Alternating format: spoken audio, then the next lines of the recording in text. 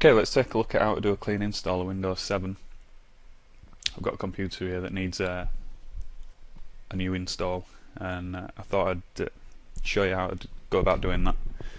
So, before you do this, make sure any data that you've got on your PC that you may need is backed up, and I'll leave that to you to figure out what you do and what you don't need. I'm just going to concentrate this time on the actual install of Windows 7. So what I'm going to do is I'm going to go ahead and restart this machine. I've got the Windows 7 disk in, and this machine is now set to boot from the DVD. Okay, so as this machine restarts, it's going to ask me to press any key to boot from DVD, which I do, and now it's going to actually hand over to the disk, and it's going to install the Windows files. Okay, it's now going to start Windows, and it's going to actually boot from the disk and give us the options to install. I'm going to cut this video due to the fact that I don't want to, produce a 1.5 hour video. So I'll show you the important parts and edit the rest out. Okay, here we go. It's going to ask us for our language, and I'm in the UK, so we'll just switch that to UK and then hit next. Okay, this is where we get the option to install or repair. Now, we've covered repair before in the advanced system restore video, so this time I want to install, so we're going to click install, and that's going to start the setup process. Okay, we've now got to accept the license terms, and then have a read through these. I've installed Windows enough times to know what it says. We'll click on next. So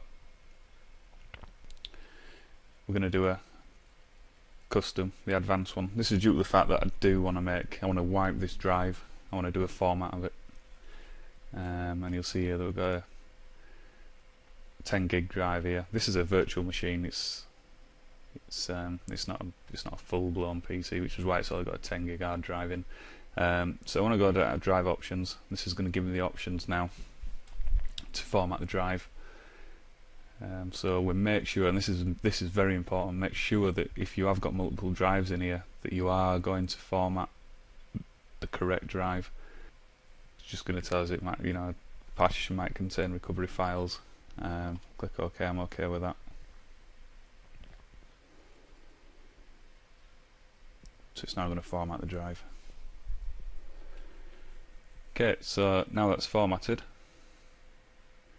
click on next, and this will begin the install. It's going to copy the files, and it's going to go through the install, and this is where I'm going to cut the video, otherwise we will be here for the next hour. Okay, Windows will restart, and when it does, once it's expanded all the files, before it goes into the install, when you get the screen coming up saying you want to boot from CD or DVD, don't press any key, let it boot through, and then it'll continue with the setup. Okay, again you'll see that the computer is going to reboot again, and at this point again don't press any key, let it boot through. If you press any key, you're just going to go into a loop and you'll go back and start again basically. So we'll let Windows restart.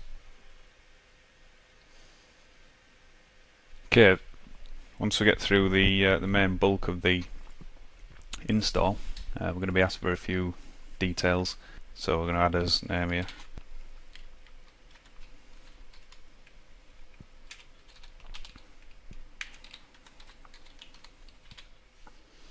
Once you've added your name, click next. Type a password if you want. You can always set that up again later. I'm going to skip this bit for now. Again, product key, I'm going to skip this due to the fact I don't really want to be putting my product key in on the video. And you get 30 days to activate Windows anyway, so you can do that from within Windows, or at that point. I recommend you to do it at that point, and then it's done. And the first time you go on the internet, it'll then register your Windows. So we're going to use recommended settings, and this is where we set as time zone, and here I'm actually set at the right time, and then we're going to select home network here. It's just due to the fact that we are on a home network. I'm just going to skip this. This is all the network and sharing setup, and this is, I always find it easier to do this from actually inside Windows, so we can skip that bit. We're all interested in the install at the moment. Okay, Windows is just going to finish up here. It's just going to get the system ready for use. Okay, there we have it. Windows will now update, and we'll just take a look at that. Automatic updates is turned on by default, and I recommend that you leave that there. It needs to update. It's one of the other things, just to make sure that your screen is at the right resolution. Sometimes it doesn't auto detect it, and to do that we just right click on the desktop and then go to screen resolution, and we've got resolution settings here. We drop that down. You can pick your resolution. A lot of the times Windows will detect this. Again, this is a virtual machine, so I've just had to change this, and you just select your screen, click apply and click OK. It'll give you the option to keep your settings or to revert to the new ones. So click OK and come out of that, and that's it. That's basically how you install Windows 7. Depending on how you're doing it, if you're up, you can, that was a clean install.